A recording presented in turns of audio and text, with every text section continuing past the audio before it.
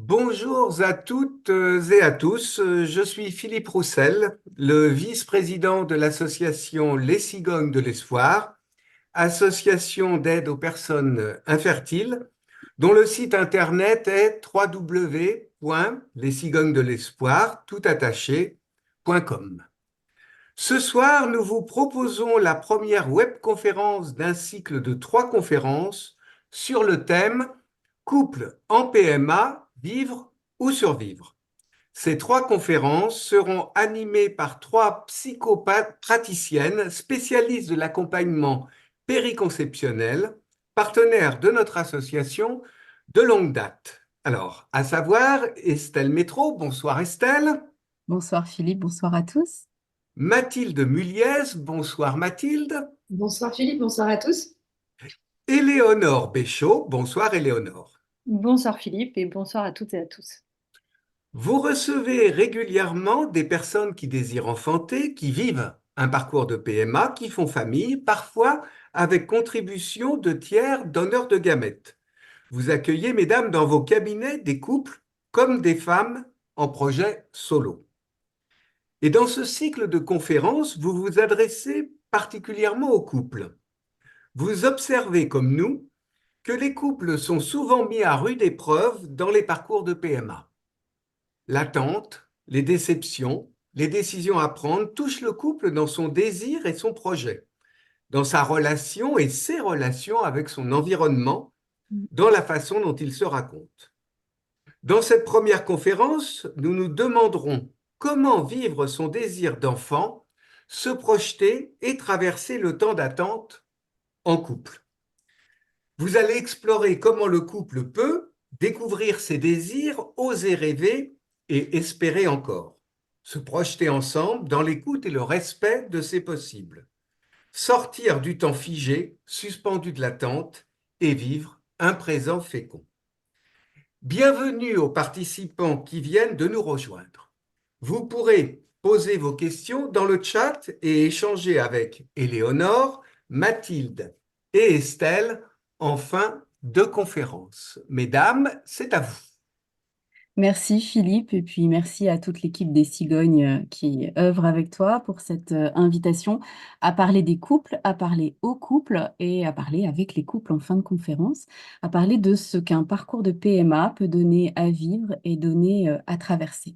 Donc pour cette première conférence, comme vous l'a dit Philippe, nous allons nous demander comment vivre son désir d'enfant, comment se projeter et comment traverser le temps de l'attente en couple. Je précise en préambule que nous allons évoquer tout au long de cette conférence, comme des suivantes, une série d'exemples qui sont issus de notre pratique, de notre clinique, et nous le ferons toujours dans le respect du consentement de nos consultants, bien sûr, et dans le respect de leur anonymat. Et d'ailleurs, aujourd'hui, nous allons les appeler Jules et Julie, Julie et Juliette, Julia et Julien. Alors, bienvenue à vous tous dans cet espace de nos consultations et dans ce temps de partage de nos réflexions, de nos pratiques et de ce que nos consultants nous ont appris tout au long de ces dernières années. Il se pourrait que vous reconnaissiez dans certaines de leurs situations et dans certaines de leurs questions, des situations et des questions qui sont les vôtres. Et nous espérons que ces exemples que nous allons développer vont nourrir vos réflexions et les discussions au sein de votre couple. Éléonore, que te disent au cabinet Jules et Julie à propos de leur désir d'enfant? Alors Jules, pour lui, désirer, c'est vivre, et vivre, c'est désirer. Et Julie ajoute que paradoxalement, plus on désire cet enfant, et moins on a de vie. Jules se confie, j'imaginais que la grossesse serait le fruit de notre amour, de mon désir pour Julie, et ce projet nous a tellement mis la pression, ça devenait difficile de faire l'amour sur commande. Maintenant, avec la PMA, je sens que l'on s'éloigne, Julie s'épuise, les protocoles s'enchaînent, échouent, on n'a plus de vie. Et je ne sais même plus si je veux un enfant dans ces conditions. Julie, de son côté, ne peut retenir ses larmes. Elle poursuit, je me suis toujours demandé si tu désirais vraiment cet enfant. Je vois bien que tu n'es pas prêt à tout. Alors Jules peut être désemparé et s'approche d'elle, lui dit, mais moi, c'est avec toi que je veux vivre, avec ou sans enfant. Effectivement, Éléonore, dans nos cabinets, Jules et Julie nous parlent de plusieurs thèmes. Ils nous parlent du désir d'enfant et du mystère du désir qui se dévoile dans l'attente, mais aussi se désespère dans l'attente. Ils nous parlent de leur projet d'enfant qui nécessite de faire des choix autour de la sexualité d'abord, et puis, quand ça devient nécessaire, autour de la PMA et des conditions de sa réalisation. Ils nous parlent de la place de ce désir et de ce projet dans leur vie et comment tout peut se figer, se couper autour de leur sexualité, autour de leur alliance, autour de la communication, autour des projets, autour de leur vie professionnelle et autour de leur vie sociale, jusqu'à rencontrer parfois des risques de rupture, rupture psychologique, dépression, relations difficiles avec les proches ou rupture du couple. Et ils nous disent combien l'enjeu est de continuer à vivre et pas seulement survivre sur un chemin de PMA. Merci Mathilde. Alors justement, c'est autour de ces trois verbes, désirer, se projeter et vivre, que nous vous proposons quelques pistes de réflexion illustrées de propositions concrètes que nous faisons en consultation. Commençons, si vous voulez bien, par désirer, par ce fameux désir d'enfant qui semble aller de soi et dont chacun pense savoir ce que l'autre veut dire quand il emploie ce terme. Ce désir, bien sûr, il ne pose pas question quand il est vite incarné, quand il est vite concrétisé par la venue d'un petit être de chair et d'os. Mais ce désir d'enfant, il pose question à Jules et à Julie, maintenant, dans ce temps long de l'attente, dans ce temps qui est éprouvant, alors que au début de leur relation, de leur rencontre, ce désir semblait évident, il n'était ni interrogé ni explicité. Est-ce que c'est aussi comme ça que tu l'entends, Éléonore? Oui, Estelle. D'ailleurs, Julie peut nous dire, on vient tous les deux de familles où tout le monde fait des enfants, sans se poser de questions. Les enfants, c'est la vie, pour Jules comme pour moi. Ce désir, il a vite posé des questions à Julien et Juliette, qui n'étaient pas en phase dans les premières années de leur histoire. Julien nous raconte, je craquais devant mes neveux et j'avais très envie d'être papa à mon tour. Quand Julie, elle, nous avoue son ambivalence. Moi, je disais, pourquoi pas? En même temps, la grossesse, l'accouchement, ça ne me faisait vraiment pas rêver. Et puis avec mon enfant, c'est un peu compliqué. Ouais, elle n'était pas sûre. Mm. Alors, à travers ces deux histoires-là, on entend bien qu'il y a parfois une temporalité du désir, une grande diversité des désirs, et puis aussi une forme d'ambivalence du désir, et c'est ces trois points que nous allons explorer maintenant. Nous observons qu'il y a un processus d'émergence du désir, de prise de conscience de ce désir et d'expression de ce désir à soi-même et à l'autre, parfois d'un non-désir, et que ce processus, il est différent pour chacun des membres du couple. Donc, on a ce qu'on appelle, nous, une temporalité du désir. Cette conscience, cette expression du désir sont influencées par une série de facteurs. Le premier d'entre eux, c'est la physiologie qui est différente entre les femmes et les hommes. Peut-être, Mathilde, tu peux nous en dire quelques mots. Tout à fait. Alors effectivement, les femmes ont une fertilité qui va être cyclique dans le temps, c'est-à-dire qu'il y a des périodes fertiles qui vont durer quelques jours, parfois quelques heures dans le mois, et qui vont revenir tous les mois de façon cyclique. Mais c'est aussi une période fertile qui va être limitée à l'échelle de la vie. C'est ce qu'on dénomme par la fameuse horloge biologique. D'un autre côté, les hommes, eux, présupposent une fertilité constante dans le mois comme dans la vie, même si parfois les spermogrammes peuvent révéler des anomalies ou des fluctuations de la fertilité dans le temps court ou long. Donc on voit bien qu'il y a une différence de vécu de cette fertilité. Et cette asymétrie ne manquera pas de créer des tensions, des besoins d'expliquer son vécu, son ressenti pour que l'autre comprenne ce qu'on peut vivre. Alors, outre ce facteur physiologique qui génère un rapport à la temporalité du désir qui est différent pour les deux membres du couple, il y a un autre facteur qui joue, c'est la psychologie personnelle, qui est modelée par l'histoire personnelle et par l'histoire familiale de chacun, et qui peut avoir une incidence sur la conscience et l'expression que Julie ou Jules ont de leur désir. Oui, Estelle. Ainsi, Julie pourrait nous dire, j'ai toujours senti que je serais maman, que je voulais être comme ma mère et les autres femmes de ma famille. Ou au contraire, Julia dirait, ma mère a tellement sacrifié sa vie à ses enfants et nous en a fait tellement le reproche que pendant longtemps, je me suis dit que je ne souhaitais pas devenir mère. Maintenant, je me sens plus accomplie, socialement, professionnellement, et je me demande si j'ai envie d'un enfant avec Jules. Alors, on voit comme un désir qui a pu être inaudible pour un temps peut émerger.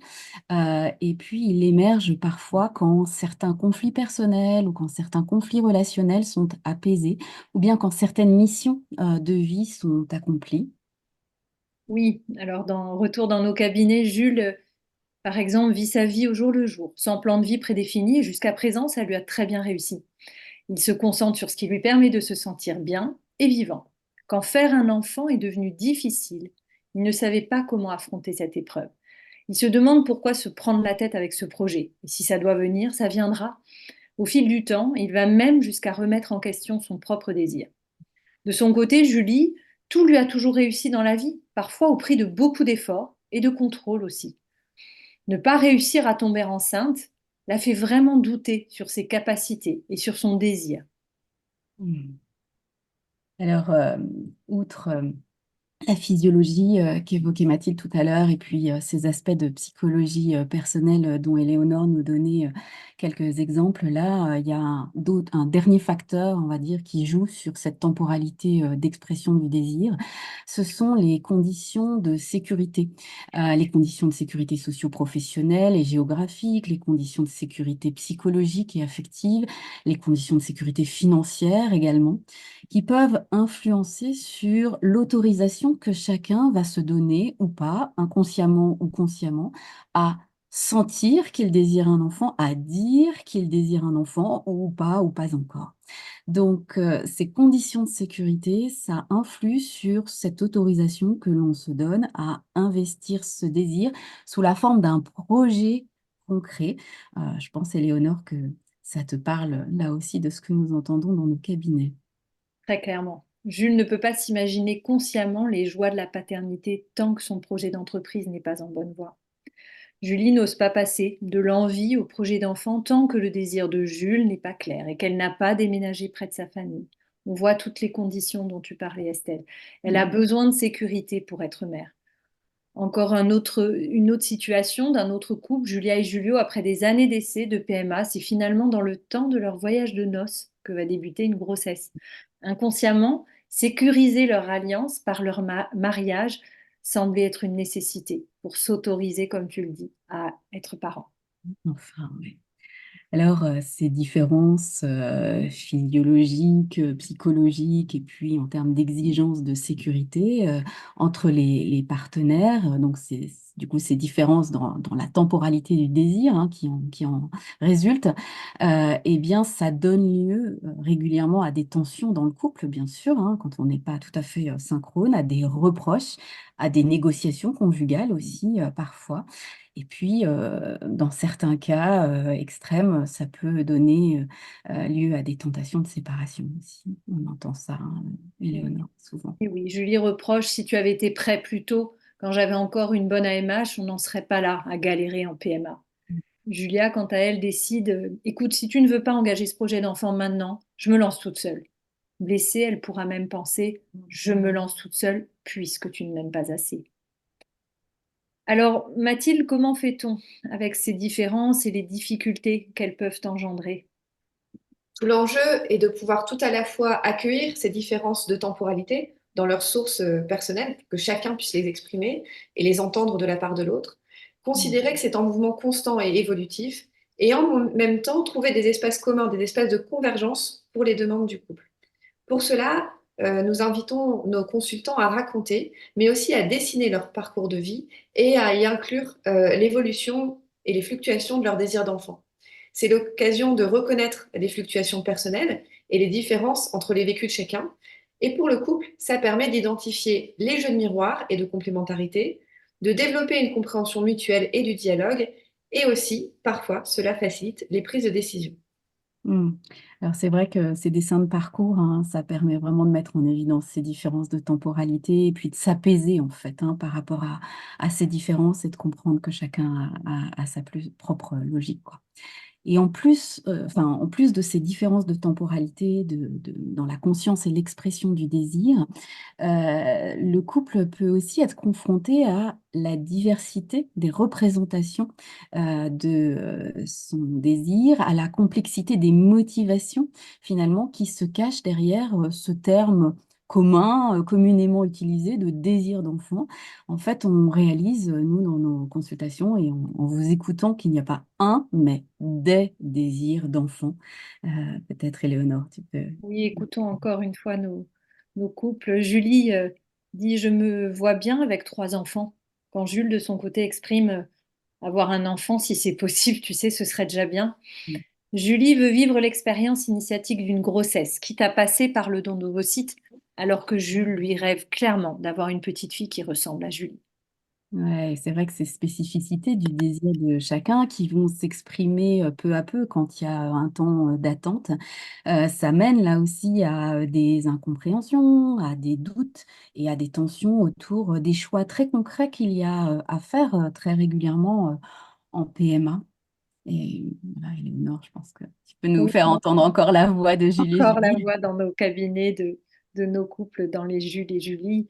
Euh, devons-nous passer par un protocole d'IA ou aller directement vers la FIV, alors même que l'on rêve encore du tout naturel? Faut-il transférer 1 ou 2 embryons, alors que pour Julie, avoir des jumeaux est un fantasme et pour Jules, de son côté, c'est un cauchemar? Pouvons-nous recourir à un don, alors même qu'on rêve d'un mini-nous, comme on dit entre guillemets? Peut-on envisager l'adoption, alors même que l'on rêve de vivre une grossesse? Ouais. Donc, c'est vrai que dans ces moments-là, quand il y a des choix à faire dans le parcours, eh bien, le couple doit se concerter et pour ça, explorer de quoi est fait son désir et quels sont les désirs qui s'expriment finalement derrière les mots. Et donc, nous écoutons les expressions que celles et ceux qui nous consultent utilisent pour parler de leur désir d'enfant. Ça peut être avoir un bébé, faire un enfant, élever sa descendance, aimer un nouvel être, faire famille, devenir mère ou devenir parent, être enceinte, mettre au monde, et encore tout un tas d'expressions qui sont autant de façons de dire le désir d'enfant et qui témoignent de motivations qui peuvent être multiples et complémentaires. En effet, à travers le discours qui est porté par les couples et par chaque membre du couple, nous entendons la complexité de ce territoire du désir et en même temps, nous approchons les motivations profondes de chacun. Et nous allons, pendant cette conférence, vous détailler comment ces différentes émotions s'expriment. On peut désirer un enfant parce que c'est naturel, et dans ce cas-là, c'est l'être vivant en nous qui s'exprime. Quand l'être social va considérer que c'est normal d'avoir un enfant, et puis l'être en relation dans l'espace intime raconte que c'est une histoire d'amour d'avoir un enfant, et enfin, l'être psychique que nous sommes peut affirmer que c'est vital d'avoir un enfant, que c'est un désir absolument essentiel à la vie. Alors, nous proposons des supports projectifs, des images, des cartes pour faire émerger la conscience de ce que ce désir représente pour chacun et de ce qui est espéré par chacun derrière ces termes. Alors, je vous montre très rapidement quelques supports de cartes qu'on peut venir utiliser qui viennent faire référence à ces différentes formes de désir. Euh, voilà, je vous en montre, je ne vais pas vous les montrer tous, mais ça vous donne déjà une bonne idée de ce que ça peut raconter. De cartes que tu as créées, Mathilde, on peut le dire aussi. Voilà. Aussi. Et donc nous allons vous expliquer plus en détail ce que nous entendons dans nos cabinets et comment se composent ces 4 dimensions du désir, avec peut-être une petite précision, c'est qu'on n'est jamais uniquement dans une dimension, mais que notre désir se compose des 4 dimensions avec des proportions qui sont propres à chacun. Et donc je laisse Estelle détailler un peu plus ce que veulent dire c'est naturel, c'est normal, c'est l'amour et c'est vital. Oui, en écoutant celle qui vous parle le plus, c'est une façon aussi voilà, de repérer de quoi est fait votre désir et puis d'en parler en couple peut-être. Alors derrière le c'est naturel de faire des enfants, il y a l'idée que la vie appelle la vie. On pourrait dire que, après tout, toutes les espèces se reproduisent et donc l'humain serait lui aussi programmé pour cela, faire des enfants, participer à perpétuer l'espèce, participer à développer la vie, tout simplement. Et on entend ça, voilà, dans certaines Oui, oui, expressions en Estelle, cabinet. c'est ainsi, Estelle, que Julie nous dit, tout d'un coup, j'ai ressenti comme un appel du ventre, cette Ouais. fameuse expression, Mm. l'appel du ventre. Tout à fait. Et donc, dans cette expression-là, on pourrait entendre qu'il y a comme une motivation qui relèverait de l'inné, on pourrait dire, d'un programme qui nous serait donné à la naissance, qui serait à la fois un héritage, quelque chose que nous aurions reçu, et puis aussi une transmission que nous aurions à réaliser aux générations suivantes. Alors, Julie, elle nous dit plein d'autres choses. Alors Julie pourrait ajouter, je suis née femme, mon corps est fait pour porter la vie et mettre au monde des enfants, les nourrir. Et je voudrais vivre cette expérience. C'est la nature. Ouais, on entend hein, le désir de Julie là d'une forme d'initiation charnelle, d'un éprouvé du corps, quoi, hein, pouvoir réaliser son potentiel de femme. Et d'ailleurs, c'est pareil pour les hommes, hein, même si leur expression sur ce sujet, elle est souvent un peu plus rare, elle est souvent plus pudique. Certains vont parler de leur désir de féconder leur compagne, mais ils le diront voilà, de façon très... Peut-être au travers de leurs rêves. Et c'est comme ça qu'on entendrait Jules nous dire, j'avais 18 ans, c'était ma première relation sérieuse. Et je rêvais souvent, voire chaque nuit, que ma copine allait être enceinte. Et quand cette dimension du naturel est très présente dans le désir, avoir recours à la PMA et à un don de gamètes peut être un choix difficile. Et vous, comment cette dimension naturelle du désir d'enfant vous touche-t-elle? Comment est-ce elle vous rejoint ou pas? Ouais. Bon, alors voilà, vous pouvez être à l'écoute de ce que ces naturels vous racontent. Et puis, on va vous dire quelques mots sur une autre expression que l'on entend souvent sous une forme ou sous une autre, c'est le c'est normal. C'est normal d'avoir des enfants, c'est normal de faire des enfants, c'est normal de les élever, c'est normal de faire famille. Euh, Et oui, encore une fois, dans nos consultations, Jules pourrait nous dire nos amis, nos collègues, nos frères, nos sœurs et même nos cousins ont tous des enfants. Chez nous, bien sûr, tout le monde fait des enfants, c'est la norme. Et puis cela ferait tellement plaisir à grand-papa à chaque fois qu'il me demande si je lui donnerai un jour un arrière-petit-fils avant qu'il ne meure. J'ai l'affreux sentiment de le trahir en n'y parvenant pas. Julie pourrait ajouter, je voudrais me sentir comme les autres, comme mes parents, comme mes grands-parents. Devenir mère, ce serait enfin être reconnue par mes parents comme une femme adulte, sortir de cette place éternelle d'enfant. oui, merci. Éternel enfant, pardon. Éternel enfant ou éternel d'enfant. Et donc Jules et Julie, ils nous parlent d'un désir d'enfant qui est fait de reproduction, en fait, d'un modèle social, d'un modèle familial. Aussi, ils nous parlent d'un possible souhait de conformité à des attentes extérieures, à des modèles extérieurs. Et avoir des enfants, être parent, pour Julie et Julie, c'est pouvoir être comme les autres. Et ça pourrait venir conforter leur identité. Pour Julie, son identité de femme. Pour Jules, son identité d'homme. Et pour les deux, peut-être aussi un statut d'adulte. Ça pourrait aussi, devenir parent, nourrir un sentiment de légitimité et d'appartenance dans à la fois la famille et la société. Dans ce c'est normal, on entend aussi souvent que accueillir des enfants, c'est la possibilité de donner en fait ce que l'on a reçu, de poursuivre une forme de chaîne de transmission, de solder sa dette de vie, écrit Monique Widlowski, qui est une psychiatre, psychanalyste, qui a largement exploré ce thème du désir d'enfant de façon assez précoce, on va dire. Après avoir écouté comment c'est normal se compose, peut-être sentez-vous que votre désir est très empreint et nourri de ses motivations familiales et sociales, ou peut-être qu'au contraire, vous le sentez peu nourri de ces dimensions. Mm. C'est apparemment le cas de Julia, qui affirme, j'ai longtemps pensé que j'avais plein de rêves et de choses à réaliser et qu'un enfant pourrait être un frein. Et cela a été le cas pour ma mère, qui a eu des enfants pour répondre à la demande de sa famille. Je me disais que moi, je ne voulais pas d'enfants. Et puis, j'ai rencontré Julio. Et ça a été une évidence pour moi de prolonger cet amour, de faire ce bébé, ce fruit de nous deux. Alors, on entend là chez Julia et Julio que c'est l'amour qui nourrit le désir d'enfant, hein. C'est le troisième, je dirais, message ou la troisième source de désir dont nous parlait Mathilde tout à l'heure. L'enfance, c'est le fruit d'une rencontre. Dans ce cas-là, c'est le prolongement de l'amour entre deux êtres. C'est une forme de co-création, voilà, c'est une joie partagée qui va se démultiplier à travers cet enfant qui va se transmettre. Et quand le médecin évoque un possible don de gamètes, c'est cet idéal du couple qui souhaite créer un mini-nous qui est remis en cause. Oui, Mathilde. Julien évoque alors lui, son amour pour cet enfant depuis des années. J'ai cet enfant dans la tête, je l'attends, il est là, je l'aime déjà, je le vois avec moi dans mon atelier. On bricole tous les deux, je lui tiens la main, je guide son geste. Il a réussi, il me regarde. Je lis la fierté dans ses yeux, mon cœur explose de joie. Et puis, j'imagine que lui aussi, il aura tellement à m'apprendre. Oui, alors là, c'est l'amour qui se tisse entre le père et son enfant. L'enfant est déjà pour Julien un objet d'amour, il est un autre à aimer, un être à rencontrer dans toute son altérité, un être à qui il va pouvoir donner et de qui il va pouvoir recevoir. Ce que nous entendons aussi parfois, c'est que se projeter père de cet enfant, pour Julien, c'est aussi offrir un bon père à l'enfant qu'il a été. Ce bon père qu'il n'a pas eu, se projeter père de cet enfant, c'est peut-être réécrire sa propre histoire avec son père et réparer quelque chose de sa propre enfance.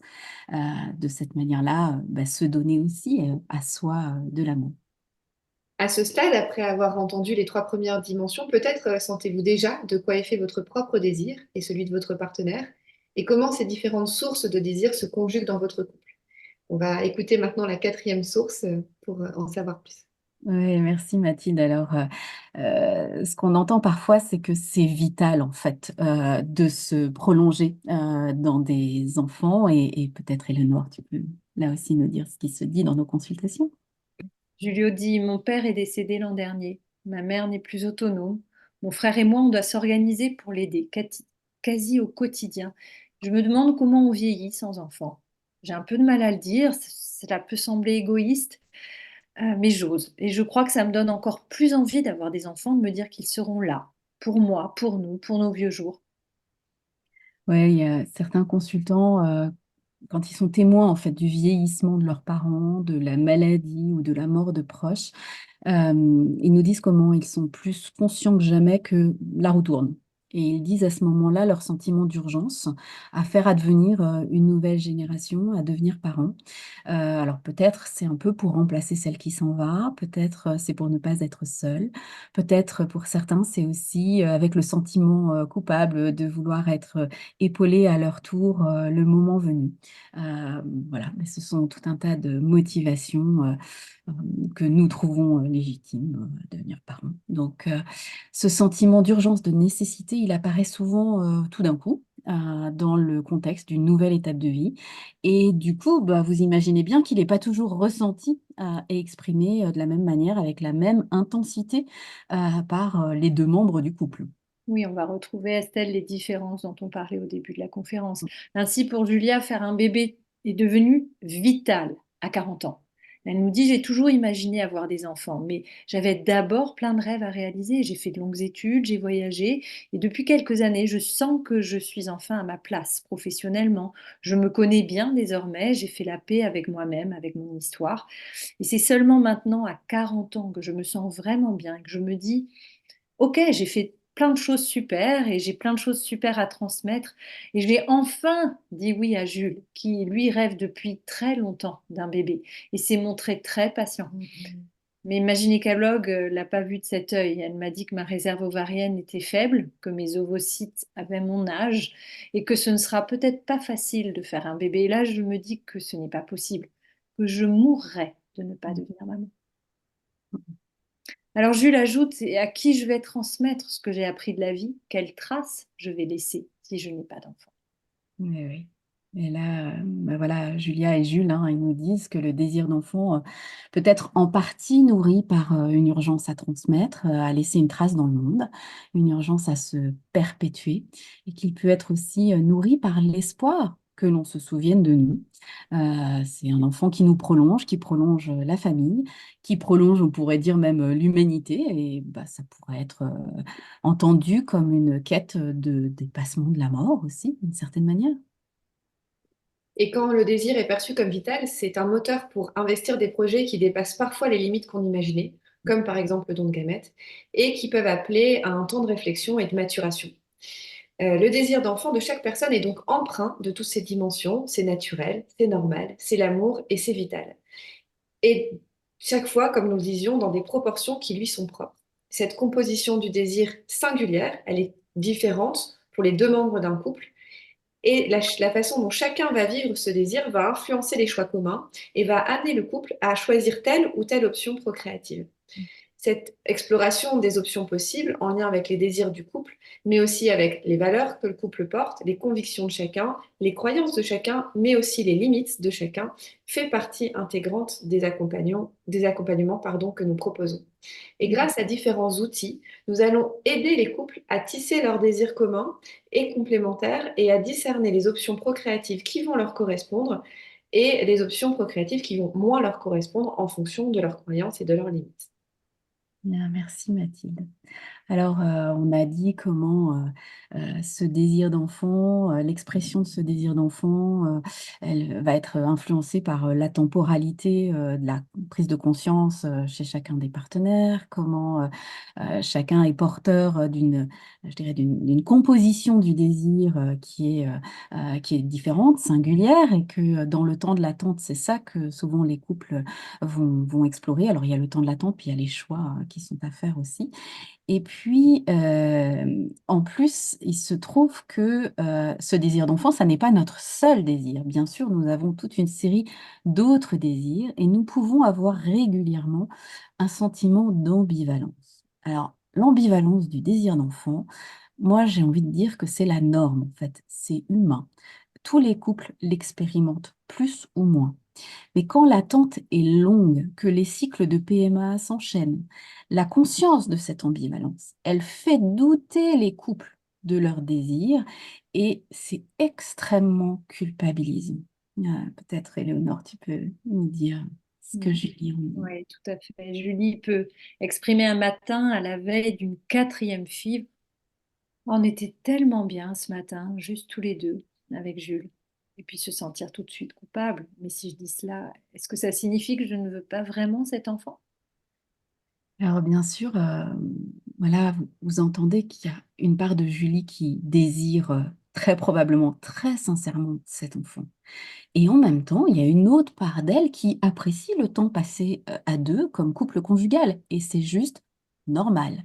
Ça ne signifie pas un non-désir de la part de Julie. Ça dit juste qu'il y a une coexistence d'une multiplicité de désirs, celui d'être à deux, celui d'engendrer un troisième, un bébé, et puis aussi celui d'avoir du temps pour soi, pourquoi pas. Et que plus le temps passe et dure, et plus tous ces désirs vont avoir besoin de se faire entendre, bien évidemment. Alors, bien sûr, les choses pourraient devenir plus complexes si la part de Julie qui aime tellement le temps à deux avait tellement besoin de fusionner avec Jules pour prendre soin de son petit enfant intérieur blessé, que du coup, elle l'empêcherait inconsciemment de faire de la place à ce bébé, à cet enfant désiré. Mais c'est pas la majorité des cas. Dans la majorité des cas, il y a juste ambivalence parce qu'il y a une multiplicité de désirs qui coexistent. Et c'est là que la réflexion, l'échange, le cas échéant, l'accompagnement trouvent leur sens pour clarifier ce désir, mais aussi échanger dans le couple sur ce qui peut sembler problématique ou en tout cas qui peut faire culpabiliser sur l'ambivalence ressentie. Et oui, c'est vraiment essentiel parce que nous entendons souvent un des membres du couple reprocher à l'autre de ne pas être assez près, ne pas être assez désirant, de se résigner trop vite. Il y a souvent cette tendance qui revient à évaluer son désir, en fait. Oui, oui, Estelle, et nous l'entendons souvent dans nos consultations. Mais désirons-nous assez? Sous-entendu, désirons-nous assez cet enfant? Qui peut vite se transformer en nous désirons-nous assez? Nous aimons-nous assez?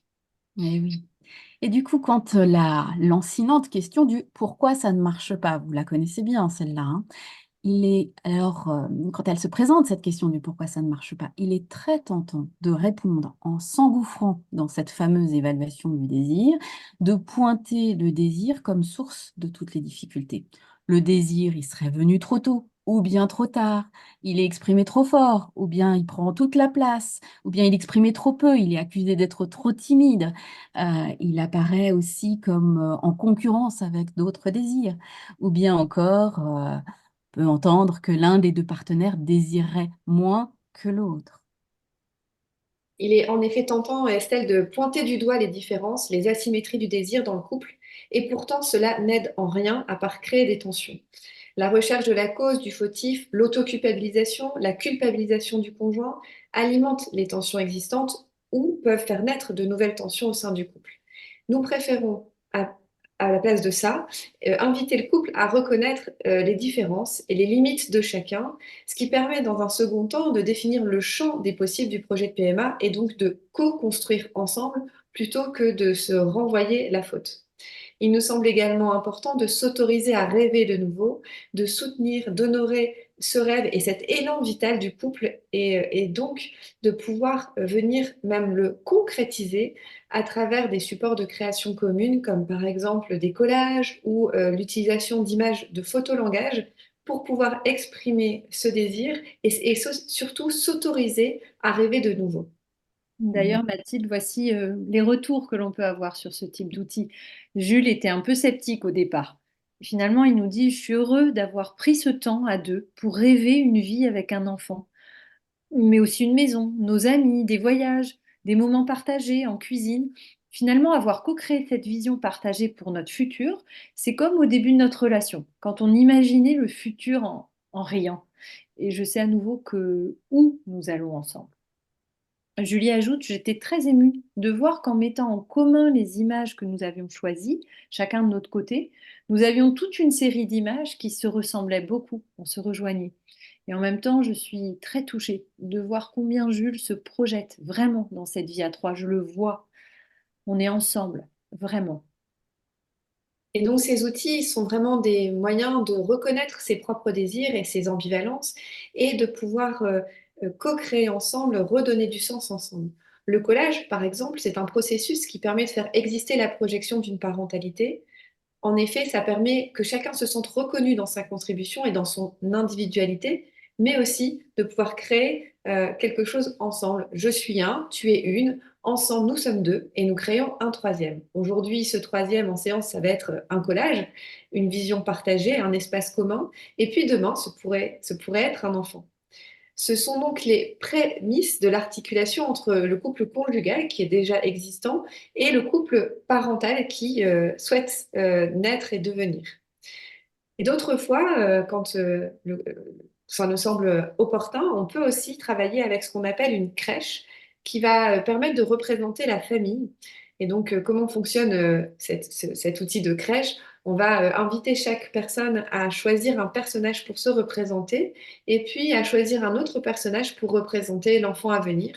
Et toutes les personnes, on va aussi les inviter à choisir plein de personnages pour représenter toutes les personnes qu'ils imaginent présentes autour du futur berceau de leur enfant. Et cette matérialisation va permettre de s'autoriser à incarner le futur et à ressentir les émotions que procure ce futur, toujours dans cette optique de pouvoir continuer à espérer et à rêver, là où souvent les couples s'interdisent d'imaginer ce futur qui leur est pour l'instant inaccessible. En fait, ça permet vraiment de remettre du mouvement et remettre de l'élan vers ce futur.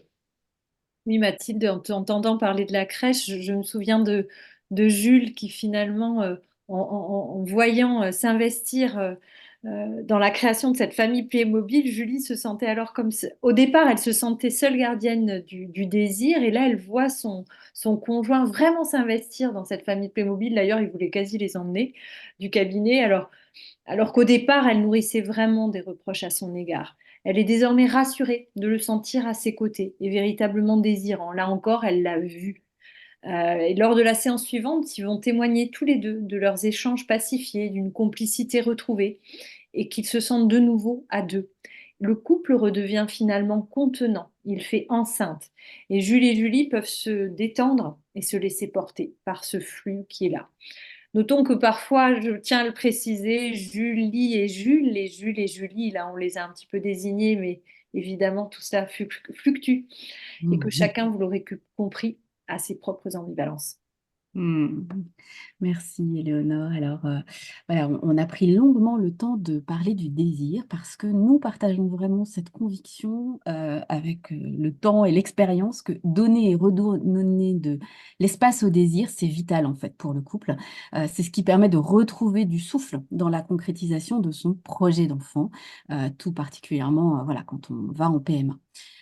Pourquoi on a besoin de retrouver du souffle? Ben, parce que la PMA, ça impose des choix répétés sur des sujets extrêmement nombreux.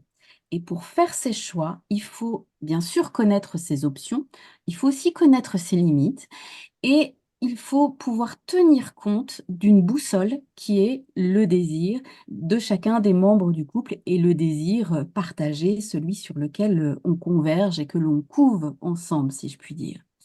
Donc, voilà. Il faut aussi, pour pouvoir se projeter, veiller au et choisir, veiller au consentement des deux partenaires, aux options choisies. Et donc, nous allons développer maintenant ces 3 points de façon plus rapide que la première partie autour de se projeter. Donc, premier point, les options, deuxième point, les limites, et puis dernier point, les consentements, vous l'avez entendu. Alors, retour dans nos cabinets, Estelle, et concernant les options, on peut entendre différentes situations finalement. Julie, qui a une copine qui est déjà passée par là. Elle connaît toutes les options de la PMA. IAC, FIV, éventuellement accueil de gamètes, don d'ovocytes, double don, même don d'embryon, sans compter la panoplie de tests complémentaires. Elle sait tout. Pour Jules, toutes ces options sont totalement lointaines. Il ne veut même pas en parler. Ce qu'il a devant lui, c'est cette ordonnance de spermogramme qu'il regarde de travers depuis des semaines en se disant qu'il ne voyait vraiment pas les choses ainsi. Ouais, donc vous pouvez entendre hein, que là, ils n'en sont pas du tout au même stade, ni de connaissance, ni d'acceptation des possibles options d'aide médicale. Et donc, ouvrir un espace de parole pour être au clair sur les options médicales, ça va être évidemment nécessaire, mais ce ne sera pas suffisant parce que ces options, elles vont soulever la question des limites de chaque partenaire. Et cette question des limites concrètes et communes que l'on se donne, on va s'en dire quelques mots. Parce que tout ce qui est possible médicalement et sociétalement n'est pas forcément acceptable psychiquement et éthiquement pour toutes les personnes. Et il faut Et pouvoir entendre. et oui, nous allons pouvoir encore entendre Julie et Julie se demander jusqu'où on va. Jusqu'où on va dans le recours à l'aide médicale, jusqu'où on va dans le nombre de protocoles, jusqu'où on va dans le recours aux tiers, dans le passage de frontières vers d'autres pays pour une PMA, jusqu'où on va pour un don de gamètes, jusqu'où on va dans le temps consacré, dans les limites d'âge et de calendrier, jusqu'où on va dans nos ressources financières dédiées à ce projet, jusqu'où allons-nous aller dans les sacrifices professionnels? Jusqu'où on va dans les implications émotionnelles et relationnelles tolérées? Autre point de limite, jusqu'où on risque? Jusqu'où on risque notre santé physique? Jusqu'où on risque notre santé psychique? Jusqu'où on risque la santé relationnelle de notre couple, notre communication, notre sexualité, notre capacité à nous projeter ensemble? Jusqu'où on risque notre sécurité financière? À quel prix faire cet enfant? Et encore une autre question, jusqu'où on va? Jusqu'où on va vers des options étrangères à notre rêve de départ, à nos valeurs, à nos croyances, qu'elles soient familiales, culturelles ou religieuses? Jusqu'où on va dans le fait de faire bouger les lignes de nos croyances, de notre éthique et de nos règles? C'est là qu'avoir un espèce de dialogue, Éléonore, qui soit non jugeant sur les désirs, les besoins, les priorités et les attentes de chacun va être une ressource pour le couple. C'est là que dessiner le contour du projet commun est crucial et bien sûr de pouvoir travailler au consentement de chacun aux décisions. Et c'est ça la condition d'un véritable engagement dans les options choisies et dans leurs conséquences pour le couple et puis pour la famille en devenir. Et oui, parce qu'il y a un risque à ne pas revenir en fait à cet espace du désir pour faire ses choix et pour conduire son projet. Le risque, c'est qu'il y ait une forme de consentement passif des deux membres du couple ou de l'un des deux membres du couple, jusqu'à un point de rupture, qui peut être un point de rupture physique, émotionnel, relationnel. Et donc, voilà ce que l'on entend encore une fois dans nos cabinets.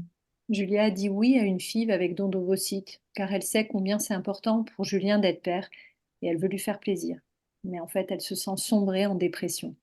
Jules dit oui à l'insémination artificielle pour avoir la paix. Mais le jour J, le recueil de sperme n'est pas possible. Et pour Julie, c'est une stimulation pour rien. Elle est furieuse. Julie aurait aimé porter le bébé du couple, mais elle ne peut pas le faire pour des raisons médicales, et sa compagne se résigne à être celle qui vivra cette grossesse. Juliette et Julien disent oui à une FIV parce que le médecin a dit que c'était la seule option. Mais ils se sentent honteux quand leur communauté religieuse leur parle d'espérance, d'accepter, de s'en remettre à Dieu. Alors, vous l'entendez dans ces exemples que nous donne Éléonore. mineurs, hein. Ces situations non pleinement consenties, elles peuvent être physiquement, psychiquement ou relationnellement très coûteuses. Et donc, c'est là que savoir poser et écouter ses limites, à la fois les siennes, mais aussi celles de l'autre, en avoir une vision aussi qui soit pas statique, savoir que ça peut évoluer, les limites, c'est très important. On a besoin de garder un espace ouvert pour en échanger, pour maturer ensemble et d'avoir la confiance qu'il peut y avoir des temps de désaccord et puis qu'il pourra y avoir des temps d'accordage. Donc voilà, il faut pouvoir garder la conscience et la confiance que ce travail sur les limites, toujours en mouvement. Et donc, nous ne pouvons que vous encourager pour prendre soin de vous, vous préserver, à percevoir vos limites, les exprimer, les écouter, en même temps que vous écoutez vos désirs, bien évidemment. Tout à fait, Estelle. Et en même temps, ce n'est pas chose simple. Pourtant, c'est incontournable. Et parfois, ça demande d'être accompagné, seul ou en couple, maintenant ou plus tard. Quand les consultants arrivent avec ce type de demande dans nos cabinets, Estelle et Eleonore, nous commençons souvent par travailler sur une mise en mots du désir de chacun. Je pense que vous l'aurez compris après nous avoir écouté parler longuement du désir. Et puis, nous proposons de travailler sur une représentation imagée du désir avec des outils comme par exemple le collage. Alors, je vous en montre un très rapidement ici qui va peut-être vous parler. Voilà, une représentation imagée du désir. On va aussi pouvoir travailler avec du photolangage, des cartes de photolangage, comme par exemple des cartes Dixit. Et puis, on va aussi parfois travailler avec des constellations d'objets. Vous avez parlé de la crèche tout à l'heure. Voilà, voilà une représentation qui peut vous parler. Tout ça va permettre de pouvoir représenter ce désir et pouvoir se projeter dans un futur. Dans un deuxième temps, nous allons discuter des options possibles. Chacun peut apprécier les différentes options en fonction de ses valeurs, en fonction de ses limites.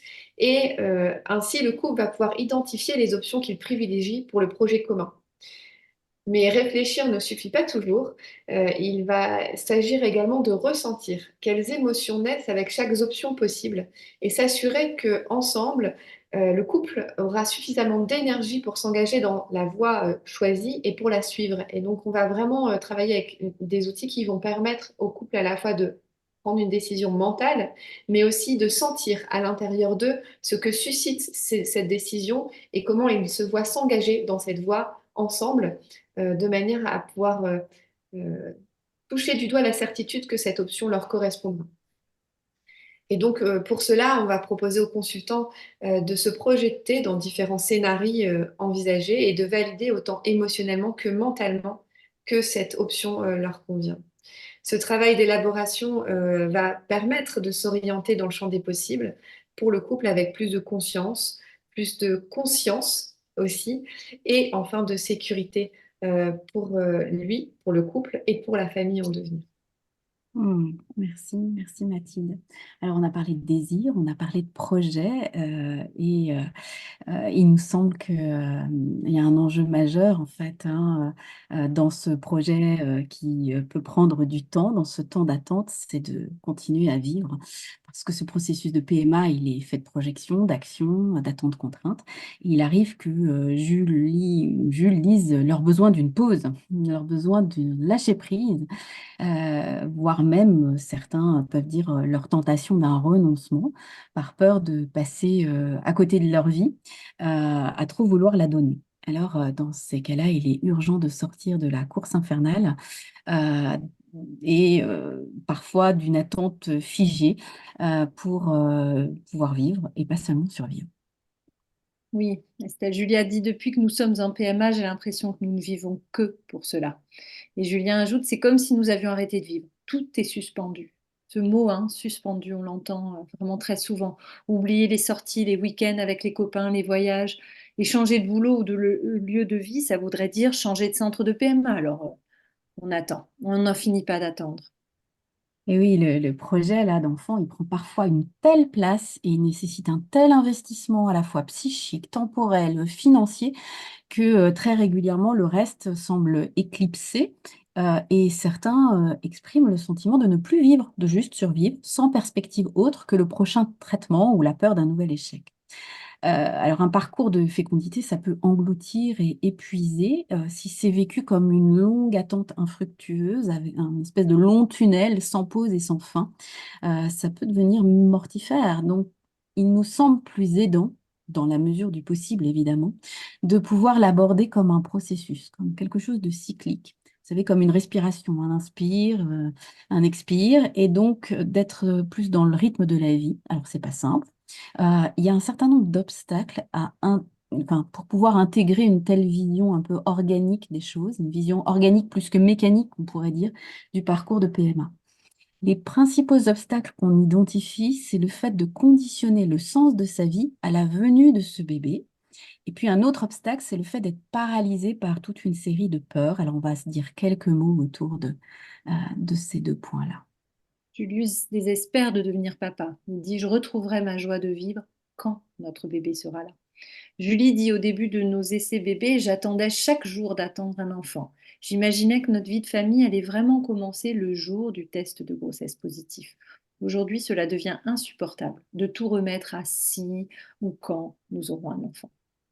Et oui, donc dans de nombreuses situations, nous observons que ce bébé, il est attendu comme une source de vie, presque comme un droit à vivre enfin, et le reste ne serait qu'une préparation, un entraînement. Et c'est peut-être faire peser déjà beaucoup d'attentes, en fait, hein, beaucoup de responsabilités sur ce futur enfant que de nous redonner vie. C'est peut-être aussi accorder un peu trop peu de valeur à notre vie ici et maintenant, au présent. C'est aussi souvent se condamner à survivre, à être un peu comme en apnée tout le temps. Et puis, on se dit régulièrement avec Éléonore et Mathilde que c'est peut-être prendre le risque de la désillusion, de l'épuisement parental à l'arrivée du bébé réel. Parce que ce bébé, il sera nécessairement différent du bébé idéalisé. Il sera parfait, enfin parfaitement imparfait, on est d'accord. Et donc, il va être source de changement, ce bébé. Et sa venue, elle va pas manquer de soulever pour chacun des parents des peurs du changement. Et pour ça, il va falloir que chacun puisse vraiment compter sur ses ressources. Et donc, la question qui se pose à vous, ou en tout cas que nous, on se pose avec nos consultants dans nos consultations, c'est comment ne pas épuiser toutes ces ressources en PMA, comment maintenir ces ressources et même peut-être comment les développer dès à présent. Bon, il y a plein de façons de le faire, mais c'est certainement en osant faire de la place à la vie dès maintenant, résolument, et puis aussi en prenant soin de ses peurs. Nous, nous observons dans nos consultations, pardon, que les peurs peuvent amener soit à figer ce temps de l'action, soit au contraire à tout accélérer en fait, finalement, hein, pour en finir avec la PMA.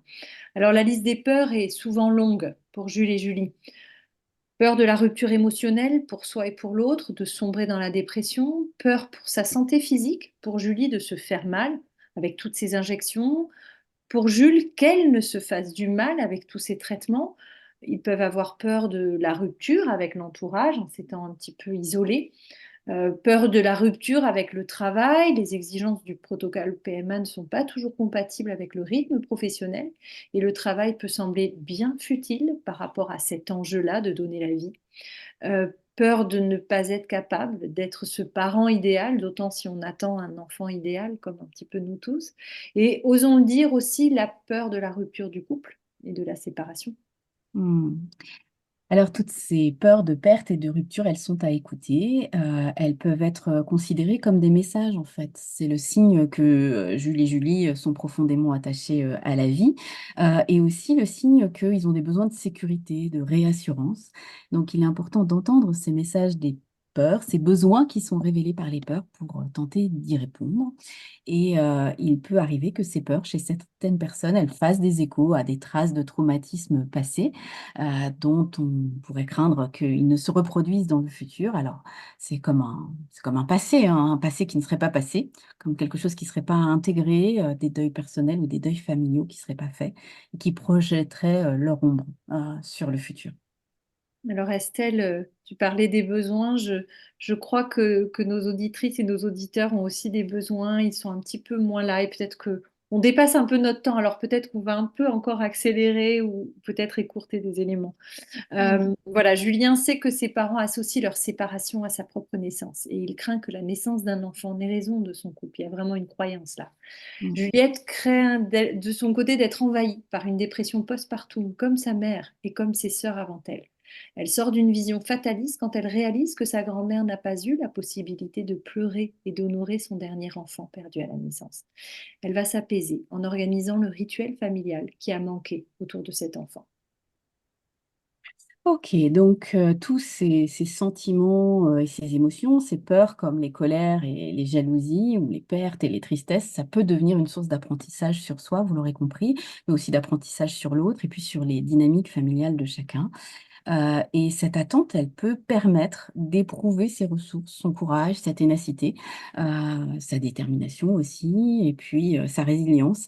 Et certains bah, voilà, témoignent de ça. Je ne sais pas si tu veux nous en dire quelque chose, Éléonore. Ou...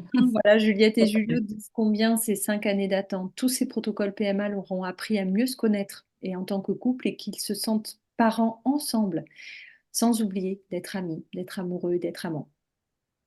Ouais, donc voilà, ils nous disent aussi hein, parfois combien ce parcours-là, c'est l'occasion de devenir un bon parent pour soi, une bonne mère pour soi, un bon père pour soi.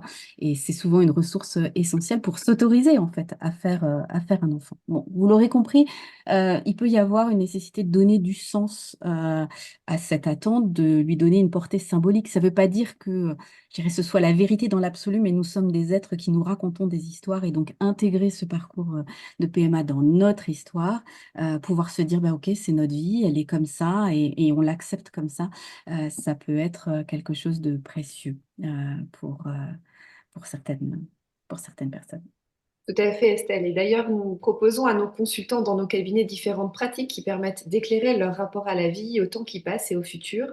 Nous travaillons souvent à une relecture des parcours et une relecture des vécus émotionnels. Nous utilisons par exemple des représentations schématiques ou dessinées qui permettent à chacun de donner forme, corps au vécu et aux projections, comme par exemple les outils que nous utilisons dans ces représentations qui permettent vraiment de représenter ce que chacun a pu vivre et de parler des émotions traversées, positives comme négatives, et des besoins de chacun.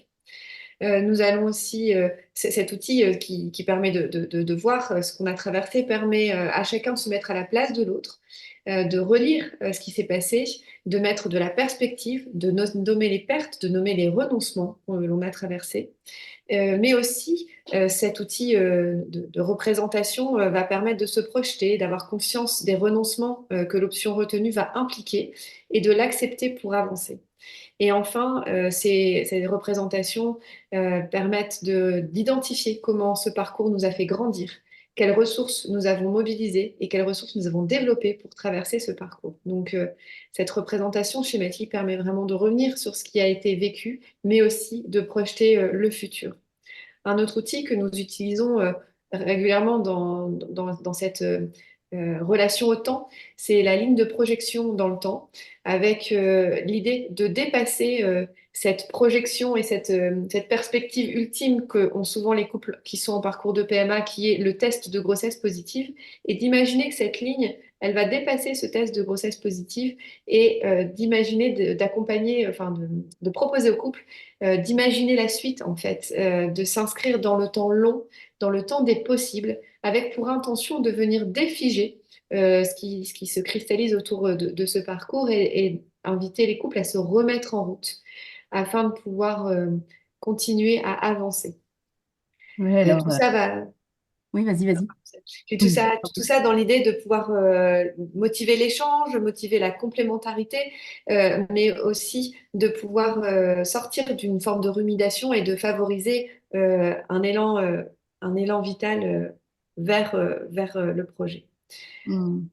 Aujourd'hui, on peut, voilà, cette idée du temps long peut vous paraître un peu complexe à envisager parce que parfois, on peut être encore une fois dans cette ambivalence du côté très éprouvant du parcours qui reste sur le devant de la scène et qui nous empêche de nous projeter dans le temps long, mais on peut aussi à d'autres moments sentir que ce parcours a permis de générer d'autres ressources, a permis d'identifier des forces chez nous, ou encore parfois on peut sentir aussi que cette attente est féconde parce qu'elle nous permet de développer d'autres champs, de mieux se connaître en tant que couple, de renforcer cette relation de couple, ou de mieux se connaître en tant que personne parce qu'on développe d'autres ressources.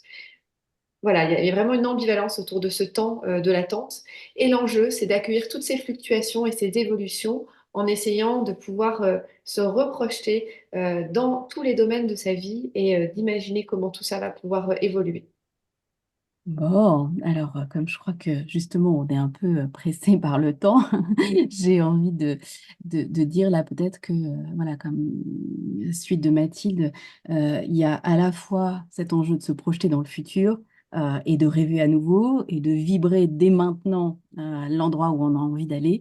Et puis il y a cet enjeu de donner de la valeur à ce temps de l'attente, comme nous disait très bien Mathilde. Et puis il y a cet enjeu de vivre ici et maintenant, c'est-à-dire de ne pas attendre d'être enceinte pour être heureuse, d'être les 3 mois de grossesse pour être heureuse, que bébé soit là pour être heureux, etc. Mais vraiment d'oser un oui à la vie autant que faire se peut maintenant, d'oser goûter le présent. Et le cadeau du présent, ça nous semble être une clé. En tout cas, on observe que les personnes qui, voilà, parviennent à se mettre dans cette énergie-là, bah, voilà, souvent rencontrent, je dirais, la vie. Voilà, dans ce oui à la vie. Alors peut-être, Éléonore, tu veux nous donner quelques échos du cabinet pour Quelques finir. échos du cabinet Juliette et Julie, c'est le mouvement d'un changement de poste et d'un déménagement qui semble ouvrir la porte à une grossesse. Pour Julien et Julia, c'est la joie d'un mariage, longtemps repoussé pour cause de PMA. Et pour Julienne et Julio, c'est oser en dernière minute, dans la tristesse d'un dernier embryon mal décongelé, une adoption d'embryon. Merci, Éléonore. Mathilde, tu veux bien conclure?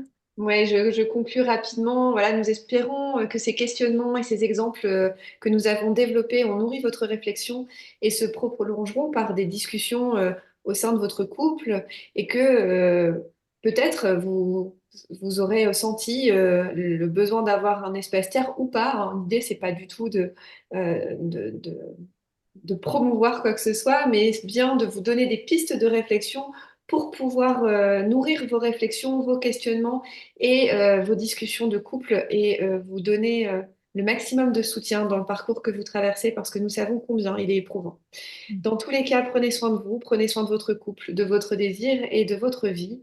Et nous vous retrouverons avec Éléonore et Estelle pour 2 prochaines conférences, l'une qui traitera de la dynamique du couple et de la question de l'ouverture aux tiers, parce que quand on est dans un parcours de PMA, eh bien, il y a nécessairement des tiers, et d'autant plus quand on envisage un don de gamètes. Et donc cette conférence aura lieu le 14 mars, dans 3 semaines. Et l'autre, la troisième conférence, traitera de l'histoire et du récit que la PMA suppose, du récit pour soi, pour le couple et pour l'enfant à venir. Et cette conférence aura lieu le 4 avril. Nous vous y retrouverons avec plaisir. Merci, mesdames, pour cette passionnante conférence. Alors, j'invite le public à envoyer maintenant ses questions, bien sûr, s'il en a. Je rappelle que cette conférence sera donc disponible en replay sur tous nos réseaux sociaux. Je vous invite, si ce n'est pas fait, à vous inscrire, comme vient de dire Mathilde, à 2 conférences qui vont suivre. Le 14 mars, mais moi j'ai noté ensuite le 16 avril. Je ne sais pas pourquoi j'ai entendu parler du 4, mais il me semble que c'était le 16. On va vérifier, ceci étant.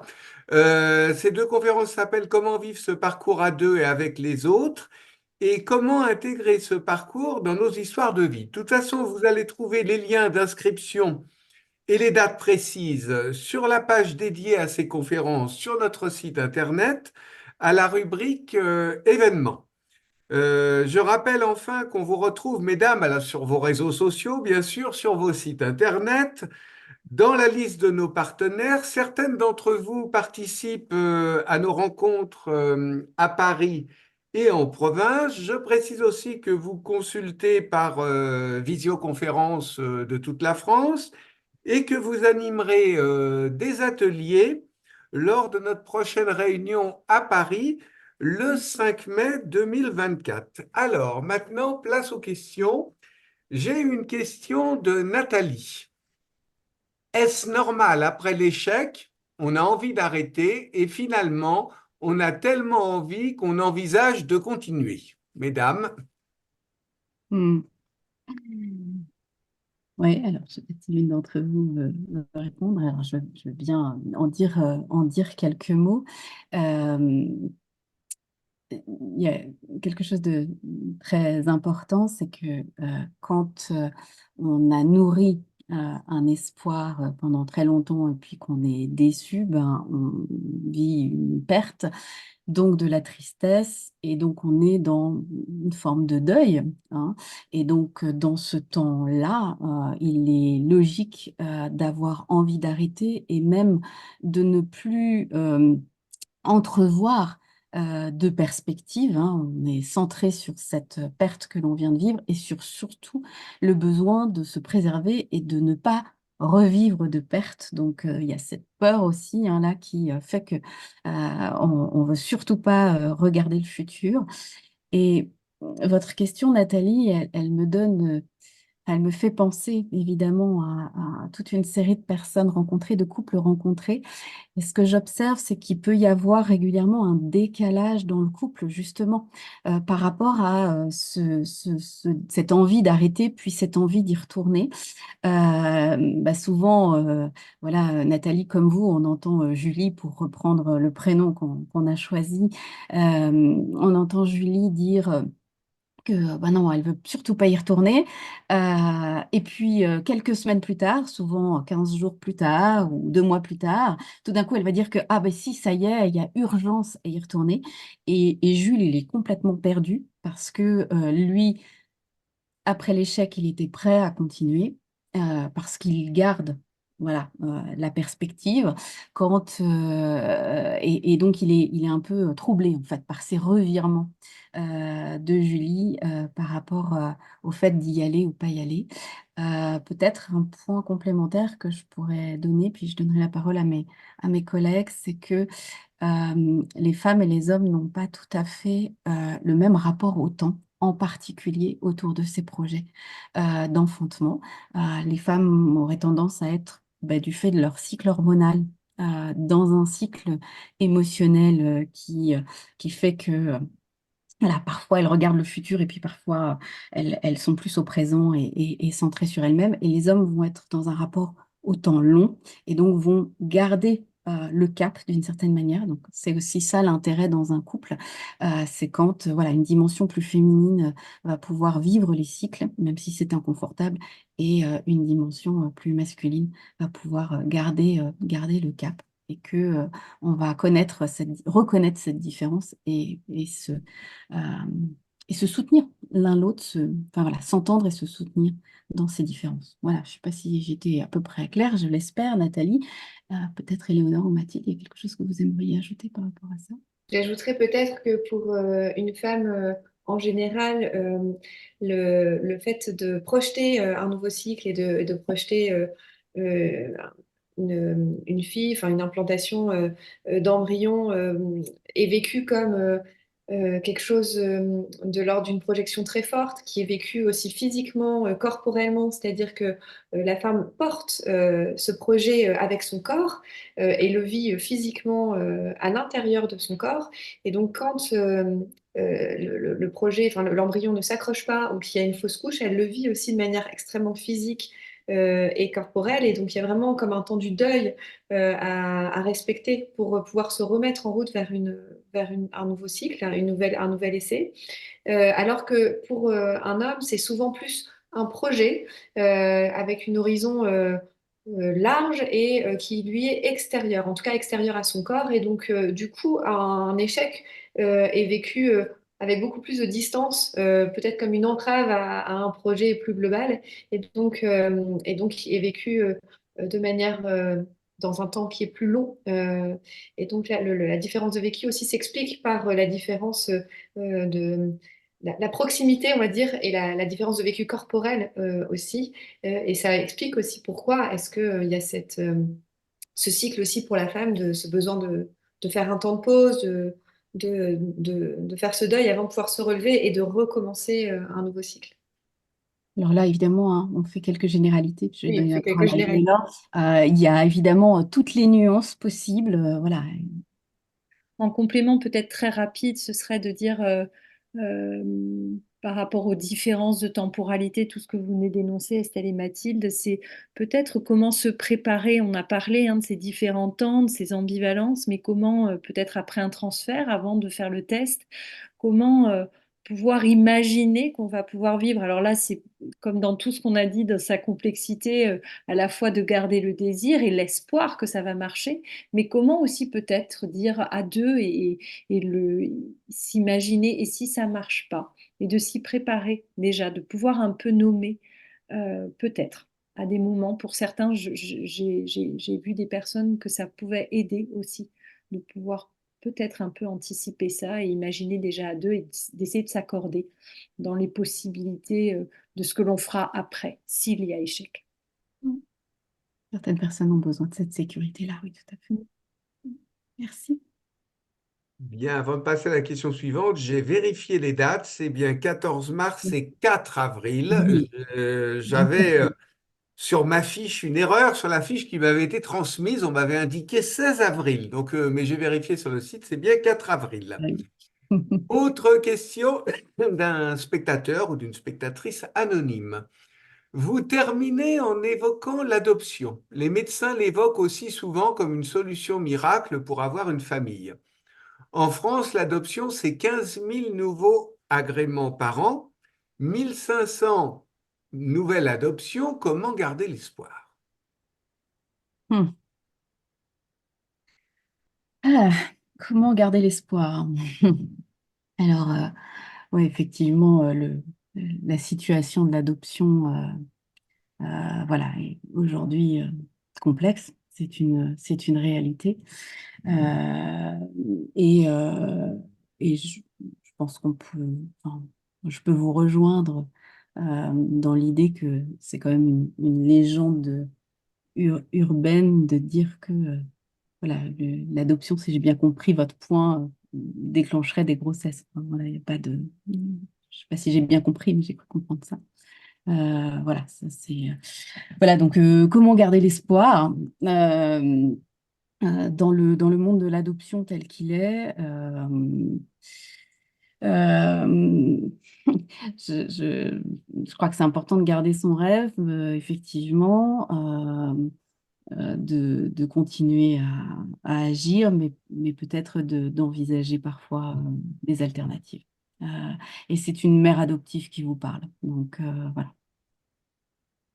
Il Alors, faut en fin de témoignage, enfin de récit, on avait évoqué l'adoption d'embryons.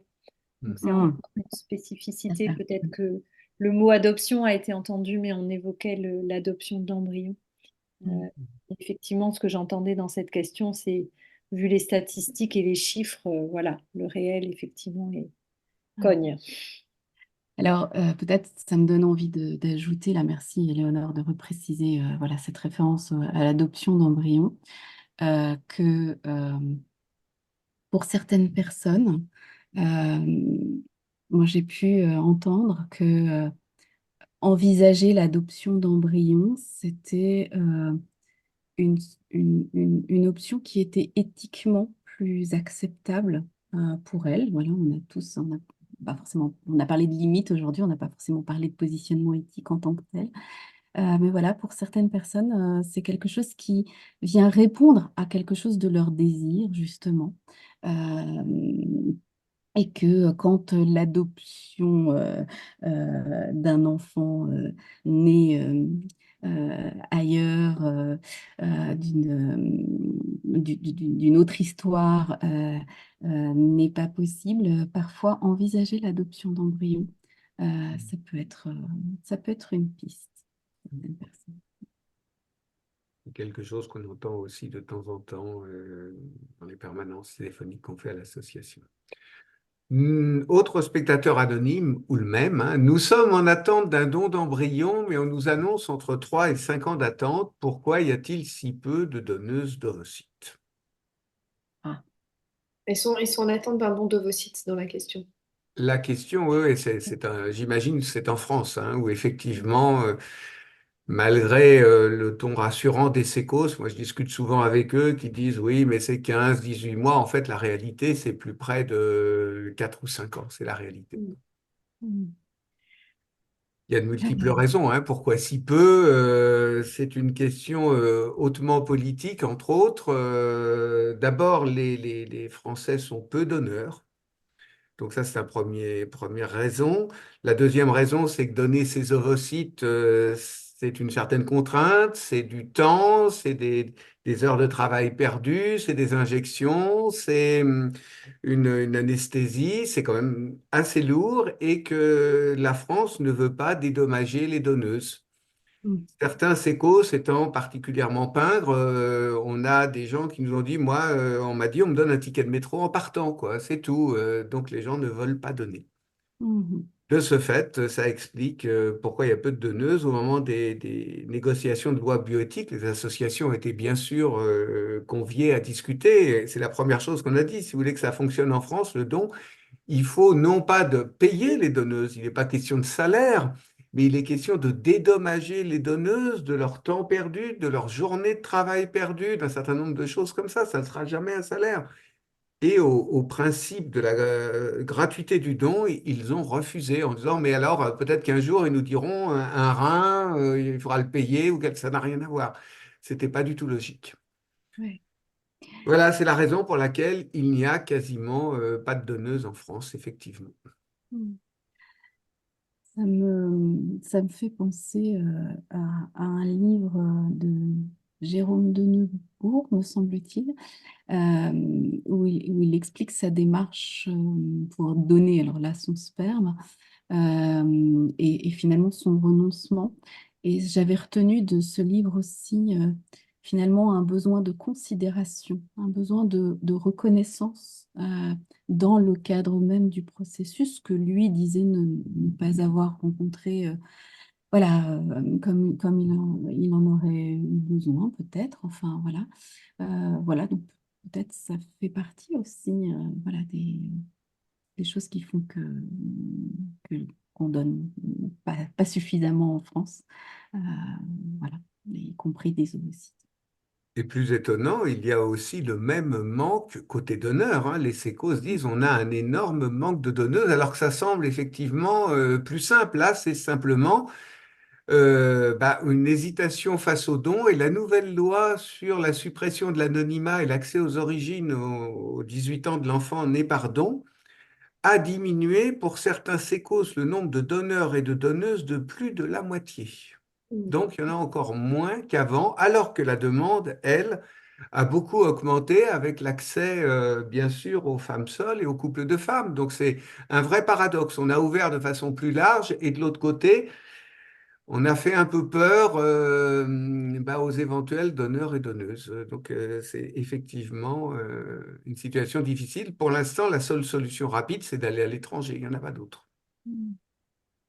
Alors, on peut espérer que la situation évolue comme elle avait évolué, me semble-t-il, en Angleterre, hein. C'est-à-dire qu'en Angleterre, au moment on est sorti de l'anonymat, on a constaté d'abord une chute des donneurs et puis finalement les choses ont repris. Donc voilà, il y a peut-être quelque chose, je dirais, de l'ordre du Peut-être. collectif, de la communication, voilà, aussi de figures porteuses. Enfin, je pense à ce spectacle dont les Cigognes de l'Espoir sont partenaires, voilà, cette femme qui vient parler de dons et de son propre processus pour donner, c'est aussi à travers ce genre de figures d'identification que, que les dons se développer. Et c'est vrai qu'on cherche à aider aussi à trouver des donneuses, hein. C'est pour ça qu'on va co-distribuer à travers la France cette pièce de théâtre qui s'appelle La trajectoire des gamètes pour aussi inciter les donneurs et les donneuses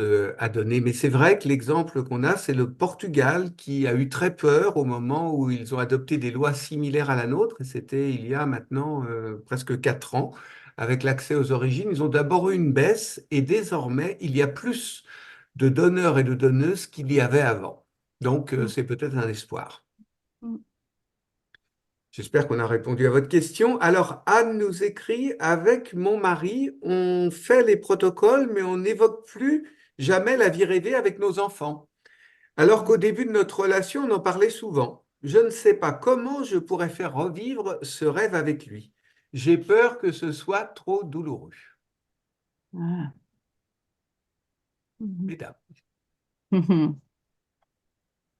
Que l'une d'entre vous a envie d'en dire quelque chose. Alors, Mathilde? je pense que dans les exemples qu'on a donnés des outils que nous, on utilise en séance, il y a des choses peut-être à venir picorer. On donnait l'idée de projection d'images, ou de collage commun, de peut-être regarder un magazine ensemble et puis d'essayer de rêver ensemble à nouveau à ce projet commun. Ou peut-être aussi à travers les transmissions, bah, tiens, qu'est-ce que toi, t'aimerais transmettre à un autre enfant, ou qu'est-ce que tu aimerais lui faire découvrir si on est en balade, voilà, qu'est-ce que tu aimerais venir présenter ou faire découvrir à un enfant qui serait avec nous. Enfin, essayer de refaire vivre cette idée d'une projection d'un enfant qui serait là, qui partagerait le quotidien dans le temps du couple, dans les temps communs partagés dans le couple, d'essayer de le faire exister à travers différentes évocations à différents moments. Ça peut être une manière de re-rêver ensemble. Ouais. On entend souvent hein, je dirais cette peur de se faire du mal en rêvant à nouveau. Et ça se comprend tout à fait. Et puis, en même temps, s'engager dans un protocole, c'est tellement d'investissement, c'est tellement d'énergie, c'est tellement de dons de soi que le faire en ne s'autorisant pas à penser au-delà du test de grossesse, euh, c'est c'est vivre souvent des heures difficiles. Euh, je- J'observe que les personnes, enfin, quand avec certaines personnes, elles font le pari de de rêver dans le temps de préparation du protocole, de se projeter dans le meilleur des scénarios. Et non seulement d'imaginer que le test va être positif, tout en considérant, comme Éléonore disait tout à l'heure, qu'évidemment, il peut se passer autre chose, mais oser rêver que le test soit positif. Et puis, oser rêver un premier trimestre, puis un deuxième trimestre, puis un troisième trimestre. Et puis faire ce que j'appelle, moi, aller faire... je dirais, aller rencontrer les souvenirs du futur en imaginant les bons moments autour de la naissance, mais les bons moments du premier anniversaire de l'enfant ou de la présentation à la famille ou les premiers pas à l'école ou ce genre de choses, les personnes se donnent à ressentir des émotions fortes et bonnes et qu'elles ramènent finalement dans le temps de préparation du protocole. Elles viennent vibrer en fait ces bonnes émotions anticipées. Et ce dont témoigne beaucoup, c'est que c'est extrêmement porteur dans le temps de préparation et dans le temps du protocole. Et que même quand malheureusement ça n'a pas fonctionné cette fois-ci, quelque part, je vais dire, ce qui est pris est pris. C'est-à-dire que ça fait partie de la banque de souvenirs de la personne. Ça fait partie voilà, pendant ce temps-là, je me suis sentie mère, je me suis sentie père. J'ai honoré la mère et le père en moi, je les ai fait vivre. Et oui, c'est douloureux quand ça fonctionne pas, c'est très douloureux, mais ça ne l'est pas moins parce qu'on n'a pas osé rêver. En tout cas, c'est ce que beaucoup des consultants finalement me disent après avoir au départ dit, ah non, non, je veux plus y penser. Voilà, donc comme Mathilde, j'aurais envie de vous encourager à oser rêver à nouveau. Et ça peut être voilà, mettre des images sur son frigo, s'offrir un petit cadeau qui fait penser à ce futur, ou tout simplement oser aller se plonger dans une scène, rêver du futur. Alors, juste quelques mots parce qu'on a un message d'un homme, et il n'y en a pas tant, hein, Sylvain, qui dit Je suis dérouté par l'attitude de ma partenaire qui a été incroyablement courageuse et moteur pour tout notre protocole de PMA. Nous avons fait 4 inséminations et 3 FIV. Et là, alors qu'une quatrième FIV est envisagée pour le mois prochain, certains jours, elle dit qu'elle veut tout arrêter et d'autres qu'elle ira jusqu'au bout, jusqu'au don s'il le faut. je ne sais pas trop sur quel pied danser. Qui veut répondre? Ah, on sourit là parce que ça évoque pour nous notre, notre conférence suivante en fait, hein, sur quel pied danser, effectivement, comment on peut danser cela, comment ces temporalités dont on a parlé, ces fluctuations du désir vont pouvoir s'accorder en fait. Et effectivement, les mots sont justes là j'ai pas noté le prénom, pardon, Ah, c'est Sylvain. de Sylvain, voilà, qui est dérouté, qui est à la fois que l'on sent très admiratif du courage, de tout ce qu'a traversé déjà sa compagne, et en même temps, là, voilà, il doit un petit peu s'ajuster. Donc, effectivement, comment accueillir ces mouvements-là de sa compagne, soutenir le désir, accueillir quand ça diminue. Moi, je serais sur ça, sur cet accueil et cette réceptivité dont peut-être on n'a peut-être pas parlé trop dans cette conférence, mais comment nourrir la réceptivité qui va nourrir aussi la réceptivité et l'accueil d'un enfant. Donc, comment déjà aussi monsieur peut juste accueillir les mouvements de sa compagne, danser avec, rester pas trop loin. Voilà là ce qui me vient, peut-être Estelle et Mathilde.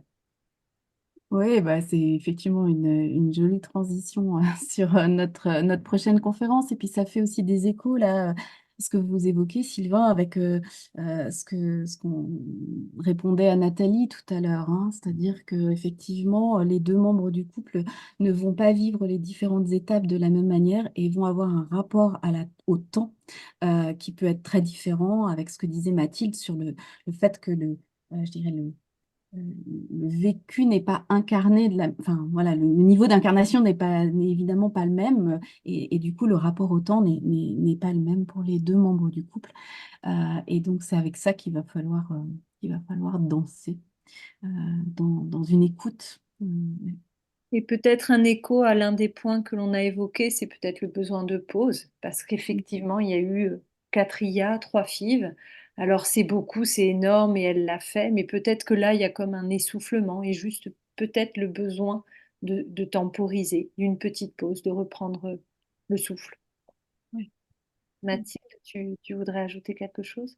J'allais justement ajouter cette question de la pause qui est nécessaire dans ces parcours où effectivement tout est extrêmement bordé, contrôlé, où on est dans une gestion du temps, du quotidien très orientée vers ces parcours. Et parfois c'est nécessaire et c'est vraiment salvateur de pouvoir s'arrêter, de reprendre le temps de vivre plus librement, on va dire, sans les contraintes qu'impose le parcours de PMA, pour pouvoir se reconnecter à ses essentiels, se reconnecter au couple, de façon à retrouver de l'énergie pour retourner vers le parcours, parce que c'est vraiment important de pouvoir retrouver cette énergie à la fois physique, prendre le temps du repos pour le corps, mais aussi psychique, prendre le temps du repos pour de nouveau retrouver l'élan d'y retourner. Ah. Nouvelle question qui vient d'arriver que moi je trouve douloureuse, hein. Spectateur anonyme, donc j'ai pas de prénom à mettre. Que faire quand une personne du couple voudrait se projeter et pas l'autre? Selon le raisonnement, pas de bébé égale pas de sujet. En parler ne fait que remuer le couteau dans la plaie. Alors, donc, quand une personne veut se projeter et pas l'autre, c'est ça. Ah oui, c'est ce qu'on disait tout à l'heure. Ah, ouais, ben là, euh, je rejoins le mot que donnait Éléonore tout à l'heure, c'est-à-dire ce mot de réceptivité, ce mot d'accueil. Quelque part, ces parcours nous font vivre une disponibilité à ce qui se passe et une disponibilité à l'autre dans une grande sensibilité qui est finalement assez proche de celle dont on a besoin quand on accueille un petit bébé. Parce que un petit bébé, il fait pas tout ce qu'on veut. Il est comme il est, il vit ce qu'il a à vivre, et on fait l'expérience de s'adapter à son rythme, à ses besoins, et voilà. Et, et, et quelque part, il y a quelque chose de ça qui est précieux à développer pour le couple, c'est-à-dire de pouvoir accueillir à un moment donné que la douleur pour l'autre est telle que c'est impossible à un moment donné de parler. Et donc, voilà, de pouvoir rester dans cette présence, puis en même temps d'accepter, d'accueillir que là, il ne peut pas ou elle ne peut pas, c'est aussi développer voilà, sa capacité d'être réceptif à ce qui se passe. Alors, ça ne veut pas dire pour autant qu'on ne doit pas s'occuper de soi, hein. Donc, il y a on entend là dans votre... enfin, on peut entendre dans votre témoignage, voilà, que c'est souffrant, en fait, hein, de se sentir tellement dans deux dynamiques différentes à un moment donné. Donc, voilà, on peut que vous encourager à prendre soin de vous, à avoir des espaces de parole euh, pour dire votre désir, avoir peut-être aussi des espaces de création pour dire votre désir, et puis peut-être voilà, à donner du temps à l'autre. Et peut-être aussi trouver d'autres clés que la parole euh, pour, euh, pour évoquer ce désir d'enfant. Je crois que Mathilde nous a donné un certain nombre d'exemples. Euh, Vous avez peut-être entendu quand nous essayons de travailler de façon très concrète par le dessin, par des supports projectifs, par de la création, par de la co-création avec des images, des objets, etc. Euh, pour certains membres des couples, c'est très précieux de pouvoir être dans la manipulation des objets, des images, euh, et ne pas trop avoir à parler pour pouvoir contenir son émotion, pour pouvoir voilà, accueillir son émotion tranquillement. Et certaines personnes sont bloquées avec la parole, donc peut-être ça peut être ça aussi une piste, c'est de trouver d'autres façons de travailler. C'est par exemple ce qu'on va proposer dans le cadre des ateliers du 5 mai qu'on fera pour les cigognes de l'espoir. C'est un travail très très concret avec des objets pour faire une crèche, avec des crayons de couleur pour faire des arbres de transmission. Euh, voilà, ça peut être des espaces d'expression euh, plus aisés. Voilà, j'espère avoir donné quelques pistes.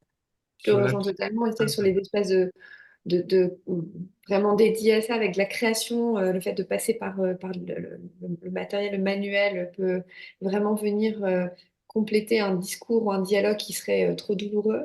Et puis, j'ajouterais peut-être le fait de trouver des espaces soit pour soi quand on a besoin de parler et que l'autre ne souhaite pas, des espaces avec des personnes, des proches à qui on a décidé d'en parler, avec qui ça nous fait du bien d'en parler. Ça peut être aussi des espaces associatifs. Je pense qu'il y a de plus en plus d'associations dédiées aux couples qui sont en parcours de PMA qui proposent des espaces de parole entre membres du couple. Je pense que les cigales le proposent Il y a des régulièrement groupes de parole. Bien et sûr, c'est il y a très, des groupes de très... parole qu'on organise samedi matin, bien sûr, en visio. Tout à fait. Et c'est des espaces qui sont précieux pour les couples parce que ça permet vraiment de partager sur son parcours. Alors, c'est pour les couples ou pour les personnes, enfin, un membre du couple qui en trouverait le besoin et peut-être pas le couple à deux si le couple n'en a pas le besoin ensemble.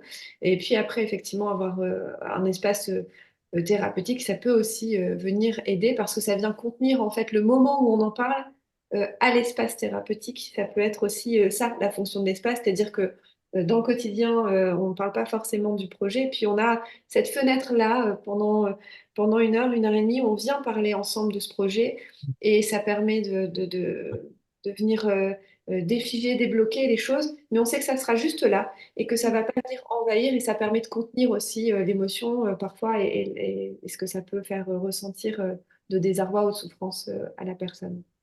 Voilà.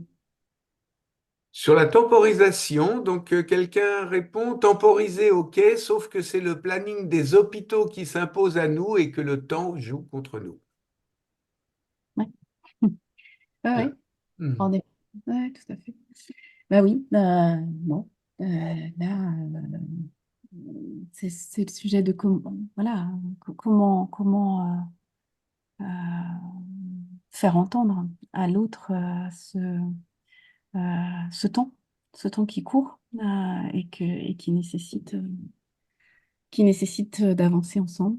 Euh, Et puis aussi que parfois, oui, le planning des hôpitaux est serré, le temps joue contre soi, mais parfois le fait de faire une pause qui va permettre de mûrir un projet va être salvateur, c'est-à-dire que, je donne un exemple d'un couple que j'ai suivi récemment qui avait vraiment le temps qui jouait contre eux parce qu'il y a la dame arrivait à une limite d'âge et le médecin mettait vraiment, vraiment la pression pour que les choses se fassent. Et elle a dit au médecin, écoutez, moi j'ai besoin, si je prends cette décision, d'être sûre de ma décision.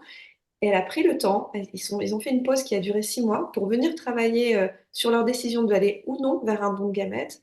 Ils sont venus travailler en séance pour pouvoir prendre le temps de prendre leur décision. Et une fois que leur décision a été prise, ils ont pu aller en conscience vers le don et elle est enceinte. Et en fait, parfois, ces pauses sont salvatrices de pouvoir poser les décisions, y aller en conscience en ayant fait l'espace nécessaire pour pouvoir accueillir ce qu'il y a à accueillir. Et ce temps n'est pas forcément une perte de temps. Parfois, c'est un gain de temps pour la suite. Et Ouais, là, d'ailleurs, il y a presque... Vas-y, pardon, Léona.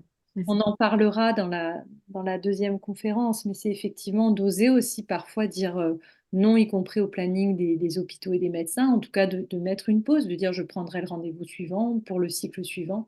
Donc de s'écouter et de ne pas se laisser totalement subir en fait, hein, de ne pas subir tous les emplois du temps des autres et de reprendre un petit peu la main. C'est vraiment un enjeu dont on parlera à la prochaine conférence. Ne pas être que patient, être aussi acteur. Et en fait, globalement, ce qu'on observe, c'est que les équipes médicales, je crois, sont plutôt dans l'accueil, en fait, de cette temporalité des couples. Ah, de plus en plus, je trouve, en tout cas. Avec un recul de 25 ans, je vais dire de plus en plus. Mm. Et ne pas céder à l'impatience des médecins. Et rester libre, libre de ce qui est bon pour soi. Mm. Bien, je ne vois plus de nouvelles questions. Je ne sais pas laquelle de vous souhaite conclure avant qu'on rende la liberté à tous nos spectateurs. Estelle? Bon, alors, en grand-mère, je vais dire, de notre groupe, je vais conclure. Bien, nous vous remercions. Enfin, d'abord, nous te remercions, Philippe, hein, et nous remercions les Cigognes de l'Espoir voilà, pour cet accueil et puis pour cette possibilité de partager, d'avoir partagé avec vous ce soir des points de repère, des premiers points de repère. On continuera dans les 2 prochaines conférences sur nos observations de ce que vivent les couples autour de ces parcours de PMA. Voilà, je remercie mes partenaires, Éléonore et Mathilde aussi, pour voilà, tout ce travail de recherche que l'on fait ensemble, de partage pour vous proposer des repères et surtout des pratiques les plus concrets possibles dans vos parcours. Et donc, bah, nous espérons que ce qui a été partagé ce soir va nourrir vos réflexions et vos échanges en couple notamment. Et nous vous invitons, nous vous engageons, je crois que vous l'aurez entendu, à continuer à rêver, à oser vous projeter, euh, à,